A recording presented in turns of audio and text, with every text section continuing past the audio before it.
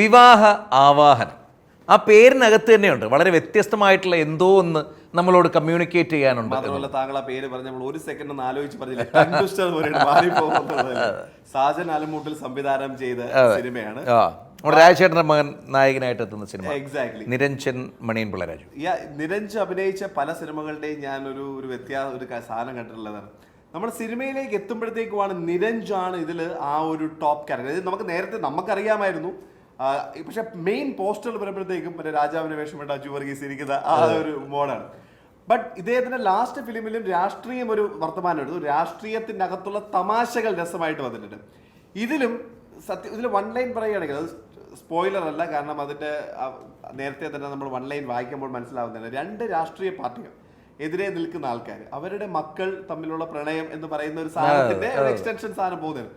അപ്പോൾ അതില് കൂടെ വരുമ്പോഴുള്ള ഒരു വീട്ടിൽ തന്നെ ഇപ്പൊ നമ്മൾ ഈ പറയുന്നത് താങ്കൾ ഒരു പാർട്ടി, താങ്കളുടെ പിതാവ് വേറൊരു പാർട്ടി എന്ന് പറയുമ്പോൾ തന്നെ വരുന്ന ഒരു ക്ലാഷ് ഉണ്ട്. അപ്പൊ ഭയങ്കര ഹാർഡ് കോർ ഒരേ പാർട്ടിയെ നിൽക്കുന്ന ആൾക്കാർ തമ്മിൽ വരുന്ന ആ ക്ലാഷ് ആണ് ഇതിലെ ഒരു എലിമെന്റ്. അതായത് ചിന്തിക്കാനും ചിരിപ്പിക്കാനും ഒക്കെ ഉള്ള ഒരു എലിമെന്റ് എന്ന് പറയുന്നത് അതാണ്. അതിൽ നിന്നാണ് ഇതിന്റെ തമാശകൾ മുഴുവൻ സ്റ്റാർട്ട് ചെയ്തത്. അല്ല, ഈ സിനിമയ്ക്കകത്ത് എനിക്ക് തോന്നുന്നു തമാശയേക്കാൾ കൂടുതൽ ചില ഏരിയകളിലൊക്കെ ഇച്ചിരി സീരിയസ് ആയി പോയി.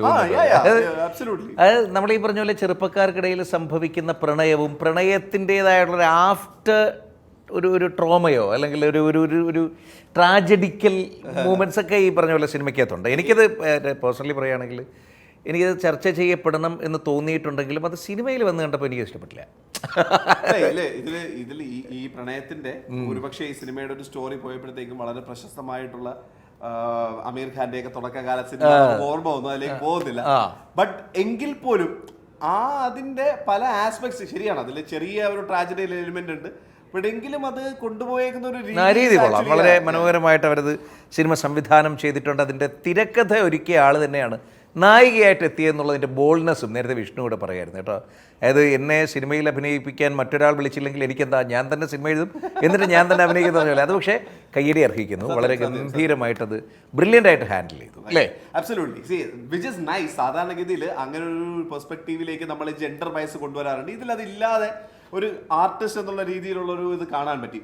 Technicals of the film was actually handle pretty well. അതിൽ നമുക്ക് ഈ പറയുന്ന പോലെ ഒരു ലൂസ് എൻഡ് ഉണ്ട് എന്ന് തോന്നിയിട്ടില്ല. ചില സ്ഥലങ്ങളിൽ ബ്രില്യൻസിലേക്ക് പോയിട്ടില്ല എങ്കിലും they have handled it to the maturity and എന്താണ് ആ സിനിമയ്ക്ക് ആവശ്യമായിട്ടുള്ള തോതിൽ അതെല്ലാം കൃത്യമായിട്ട് പിടിച്ച് വെൽ ടൈഡ് ആയിരുന്നു എന്നുള്ളൊരു ചിന്ത വന്നു. പിന്നെ ആ സിനിമയിൽ ഈ പറയുന്ന പോലെ ചില കഥാപാത്രങ്ങൾ തമ്മിലുള്ള ഒരു കൊടുക്കൽ വാങ്ങലുകളാണ് അതിന്റെ ഒരു ഹൈലൈറ്റ് എന്ന് പറയുന്നത്.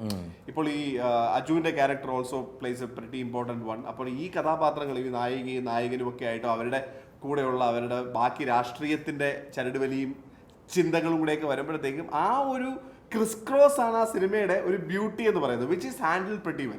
പിന്നെ മറ്റൊരു പ്രത്യേകത എനിക്ക് തോന്നുന്നു, ഈ സിനിമ ഇപ്പോൾ വിവാഹ ആവാഹനം എന്നുള്ളത് ടീനേജ് എന്നല്ല, ചെറുപ്പക്കാരായിട്ടുള്ള 2 പേർക്ക്, പ്രണയിക്കുന്ന 2 പേർക്കിടയിൽ കൊടുക്കാൻ പറ്റുന്ന ഇപ്പോഴത്തെ ആനുകാലിക വിഷയങ്ങളൊക്കെ വെച്ച് നോക്കുമ്പോൾ കൊടുക്കാൻ പറ്റുന്ന ഒരു മെസ്സേജും കൂടിയാണ് അല്ലേ? പലപ്പോഴും പ്രണയം എന്നത് വിവാഹത്തിലേക്ക് എത്തി നിൽക്കാതെ വരുമ്പോൾ കടുംകൈകൾ കാട്ടിക്കൂട്ടുന്ന, ഇനി വിവാഹം എന്ന കോൺസെപ്റ്റിലേക്ക് വരുന്ന ആ ഒരു സമയത്തിന് ഇത്രയേറെ പ്രാധാന്യം കൊടുക്കുന്ന ഒരു വിഷയം നിലവിൽ സമൂഹത്തിലുണ്ട്. അതിനെക്കുറിച്ച് ചർച്ച ചെയ്യപ്പെടുന്ന ഒരു സിനിമ എന്നുള്ള നിലയിൽ സ്വാഭാവികമായിട്ടും പ്രാധാന്യം അർഹിക്കുന്നു. എനിക്ക് തോന്നുന്നു മാതാപിതാക്കളൊക്കെ ഒന്ന് അവെയറായിരിക്കാൻ തക്കതായിട്ടുള്ളൊരു മെസ്സേജ് ഈ സിനിമ നമ്മളിലേക്ക് പാസ് ചെയ്യുന്നുണ്ട്.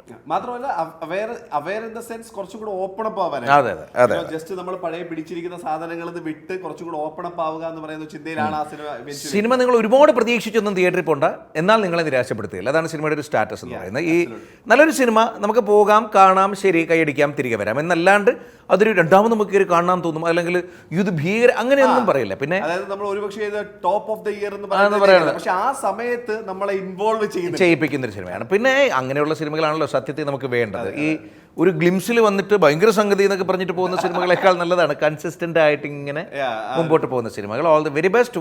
അതിഗംഭീരമാവട്ടെ നിങ്ങളുടെ ടീമിന്റെ അടുത്ത സിനിമയ്ക്കായിട്ട്. ഒരു പക്ഷേ ഞങ്ങളൊക്കെ കാര്യമായിട്ട് വെയിറ്റ് ചെയ്തിരിപ്പുണ്ട് താനും അല്ലേ?